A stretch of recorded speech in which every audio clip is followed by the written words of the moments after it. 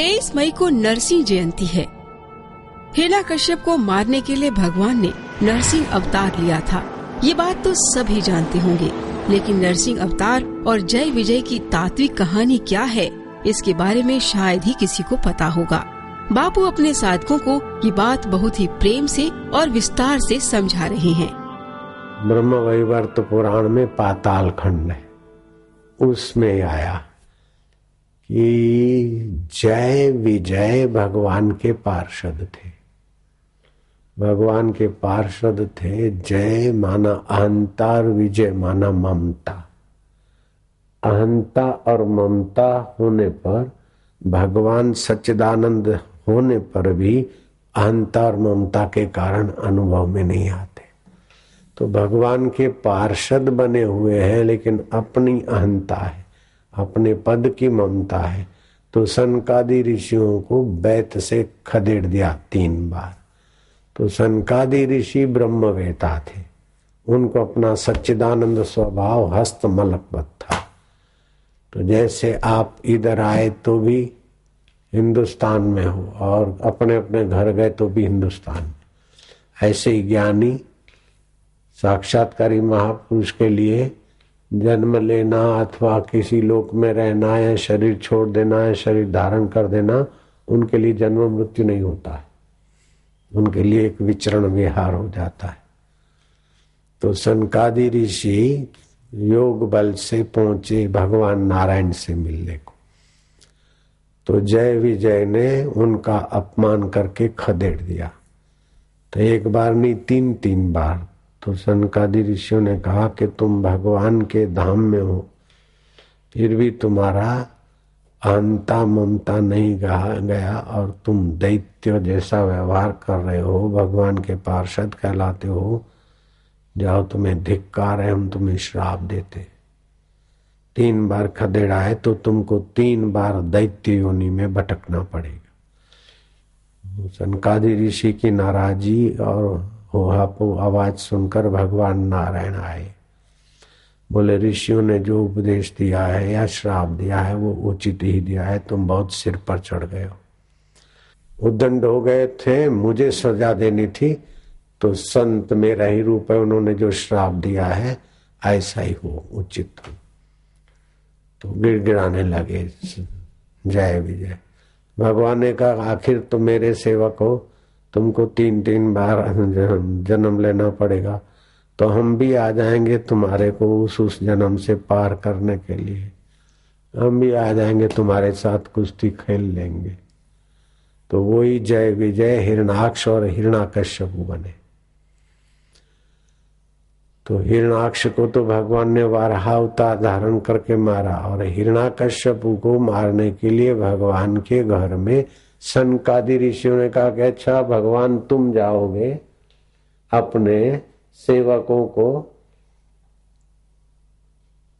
शुद्ध करने के लिए आप आओगे, तो वो लीला देखने के लिए हम भी आएंगे, चलो आपके अवतरण में सहयोगी होने को।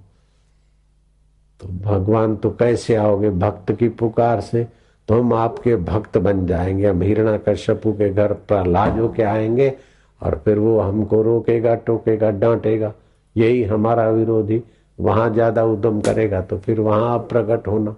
तो भगवान सनकादि ऋषि प्रहलाद बन के आए, सनक। तो सनक प्रहलाद बन के आए और फिर भगवान उसके तपस्या से, समता से और हिरण्याकश्यप के उद्दंडता को नियंत्रित करने के लिए और समाज को ज्ञान, भक्ति और लीला अमृत चखाने के लिए। अब उसने क्या करा, हिरण्याकश्यप ने वरदान मांगा, न मैं दिन को मरूं न रात को मरूं। दिन को भी नहीं मरता अहंकार, रात को भी नहीं मरता। 10 आदमी सोए हो, फलाना भाई तो 9 को नहीं हो, जिसके अहंकार में फलाना भाई घुसा है वो जग जाएगा। क्या ख्याल है? तो अहंकार दिन को भी नहीं मरता, रात को भी नहीं मरता। बोले अंदर मरूं न बाहर मरूं, तो अहंकार घर के अंदर भी नहीं मरता और बाहर भी नहीं मरता। अस्त्र से न मरूं, शास्त्र से न मरूं, तो अहंकार नहीं मरता है। देवता से न मरूं, दानव से न मरूं, मानव से न मरूं, तो अहंकार इन सभी साधनों से नहीं मरता। ये कथा का अमृत पान कराने के लिए भगवान की साकार लीला है। तो अहंकार कैसे मरता है?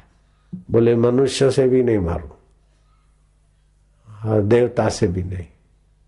तो भगवान ने देखा कि तेरे को जो भी वरदान मिले, लेकिन उससे विलक्षण अवतार भी तो हम धारण कर सकते अपने भक्त के लिए। न मनुष्य है न देवता है, नरसी अवतार। धड़ तो नर का और नाखून सिंह के और चेहरा सिंह का। अंदर न मरो बाहर न मरो तो चौकट पे मरो, सुबह न मरो शाम को न मरो तो संधि काल में मरो। अब ध्यान देना, हमारे और ईश्वर के बीच जो अहंकार है वो संधि काल में मरता है। श्वास अंदर गया और बाहर आया, उसके बीच में जो संधि काल है उसको देखोगे तो अहंकार गल जाएगा और ईश्वर सच्चिदानंद का स्वभाव प्रकट होगा। अस्त्र से न मरूं, शस्त्र से न मरूं, लेकिन वो समझदारी के पहने नाखूनों से मरता है। तो हिरण्याकश्यपु और हिरण्याक्ष ममता है और हिरण्याकश्यपु अहंता है। तो ये अहंता और ममता के कारण जो दुर्लभ नहीं है और निकट है ऐसा परमात्मा नहीं दिखता, तो ये दो असुर हैं उसके द्वार पर। ठाकुर जी से मिलने में अर्चन करते हैं कौन? अहंता और ममता। तो इस अहंता और ममता को मारने का उपाय है कि अजपा गायत्री अथवा उच्चारण करो हरि ओम।